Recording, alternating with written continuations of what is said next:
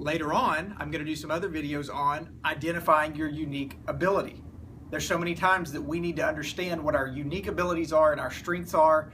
We also need to understand vision building exercise number 4, which is your to-be list. Number 5, your personal legacy, another one of my personal favorites.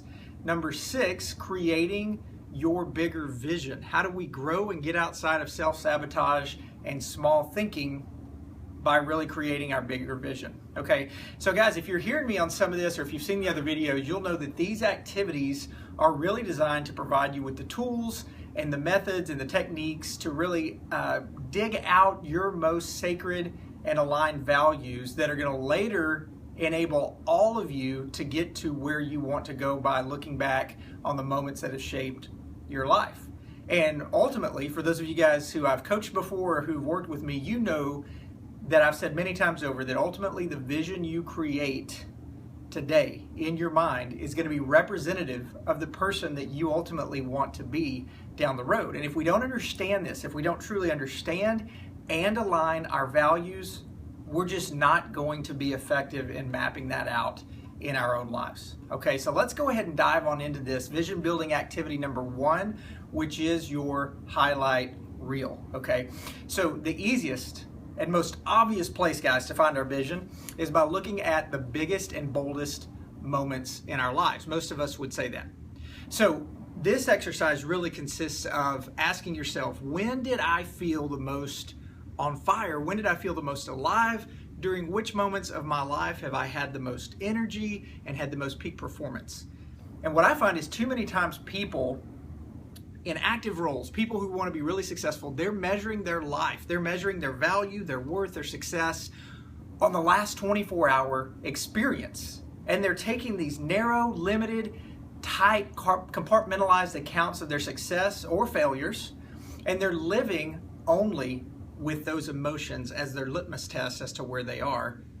But it just comes from the past day. It doesn't have anything to do with everything else that's gone on in your life. So this activity, creating your highlight reel, is completely opposite of that. This is going to take a record of your history when you were at the peak of your game, when you were on that mountaintop experience.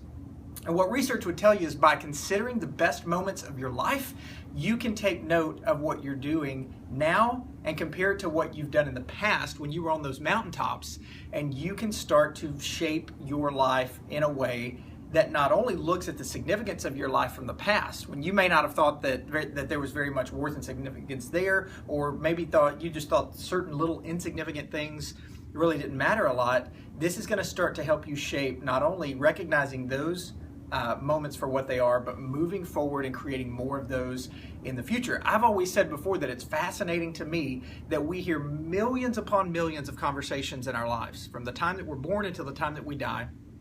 Why is it that certain things just stick and sear into our brain?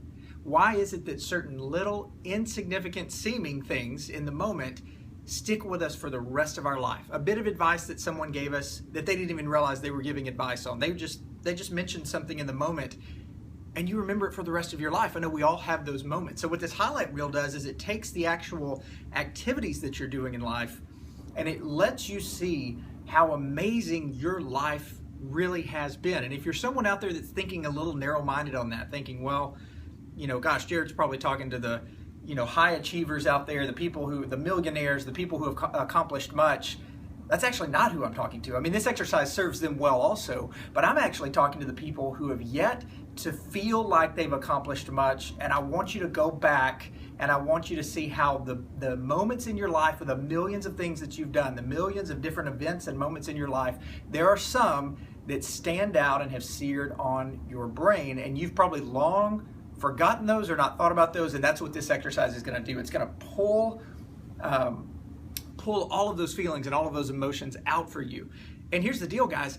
These moments, they may not seem very significant to anyone else out there. Maybe it's only to you. In fact, a lot of the ones that I wrote down on my own highlight reel did not seem very significant, likely, to some people.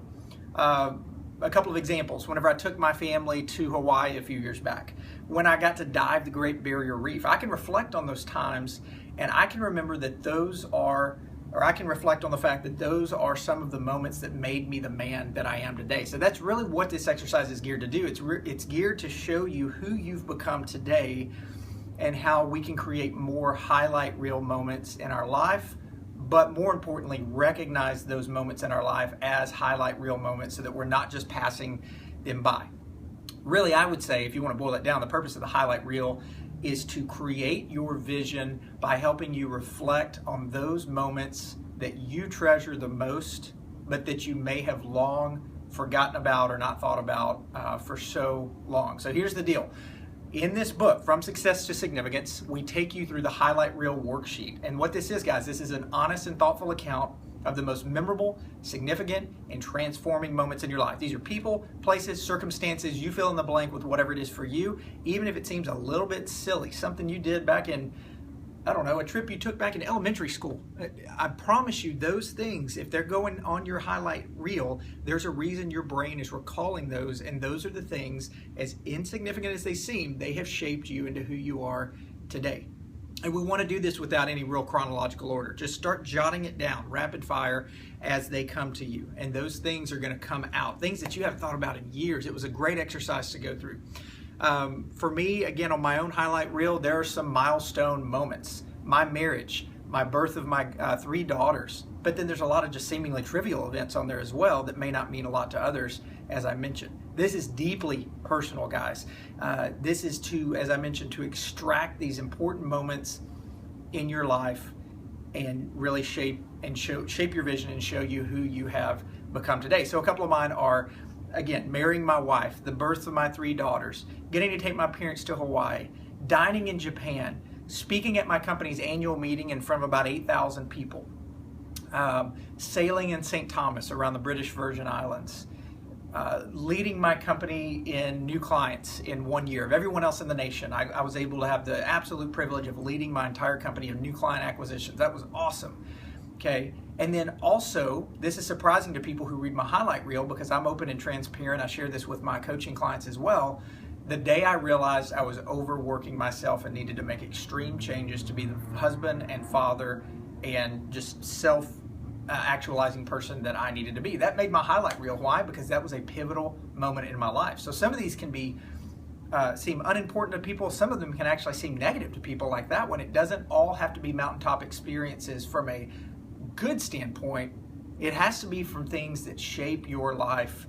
And to me, that is a highlight reel. Okay, so it's to identify those activities that serve as a reminder of who you are and who you've become. And this information, guys, is going to be vital as we move forward through these vision building exercises for you to continue to create. Vision building exercise number 2, I also love as well. It's called the pyramid flip. So I want you guys to picture this pyramid, and I want you to think about it as really an upside down pyramid. And this really goes back to setting up your calendar. The idea, many successful people out there will tell you that the only way that they're successful is they got there by time blocking and scheduling things into their calendar. And it doesn't have to be scheduling a lot of things. It could be very short bursts of things, but they've got them scheduled in. So one secret, I guess, or one thing that I would tell people is that 50% of your time needs to be spent on your calendar, 50% or more actually if you can get it higher, but at least 50% of your time needs to be spent in the activities that you love doing and that you can excel at. And aligning your life in this way is really going to take you to what some experts out there call genius level or genius level results over time. And what you're doing is you're creating a life by design, and you're directing this process of transition by replacing dissatisfying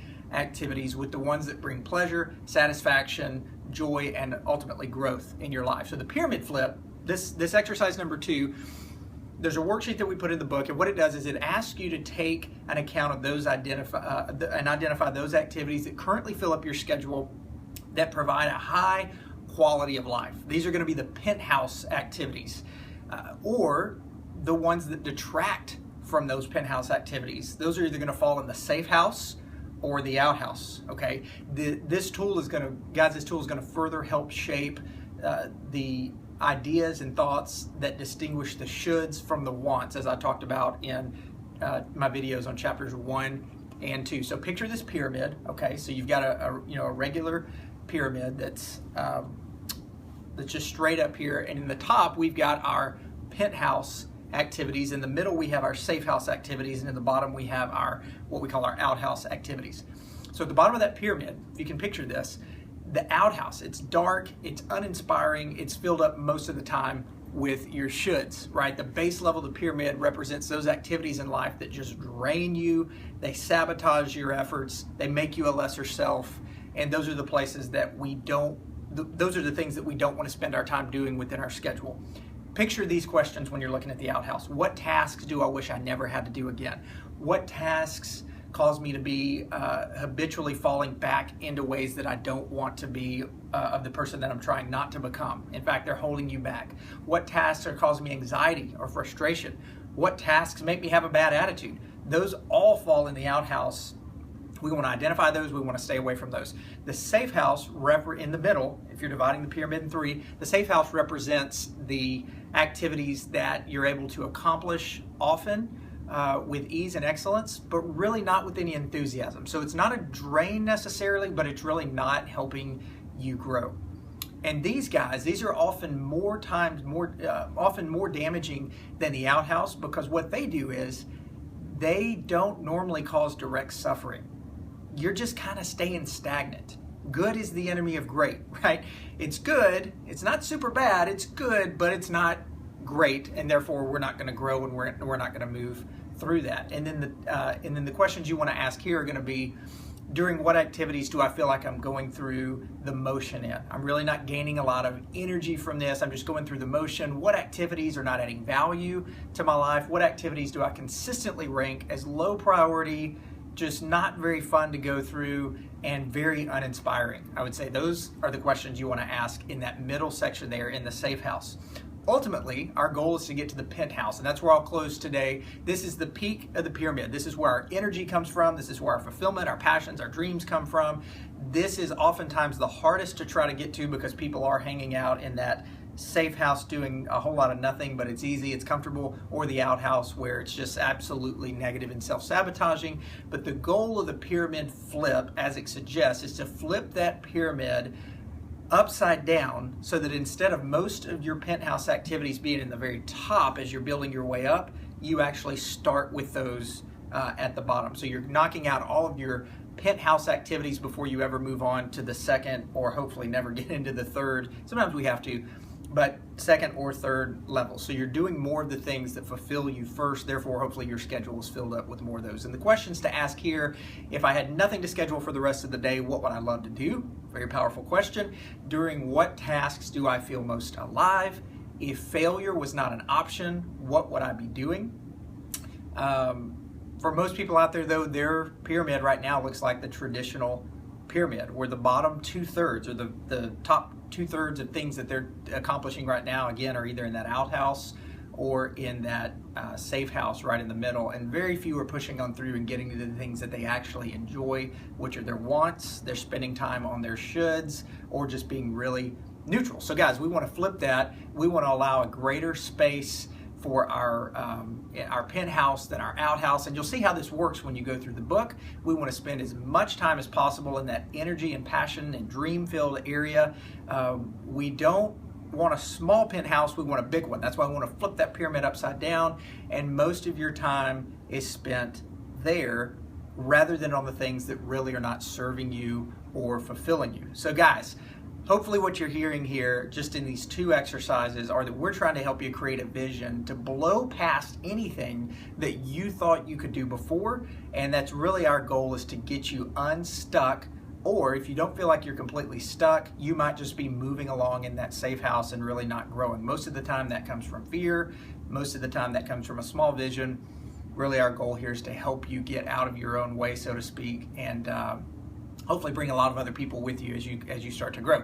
So if you want a copy of this book, From Success to Significance, you can email my team, info@Success101podcast. Again, info@Success101podcast, or head over to my website, which is success101podcast.com/contact. There's a form to fill out there to get your copy of this book. But again, success101podcast.com/contact. I look forward to you grabbing your copy, and please shoot me a message if you have any questions about these exercises. I'd be more than happy to go through these with you and share with you what we're trying to create and hopefully get you on to greater levels of success and, more importantly, onto significance.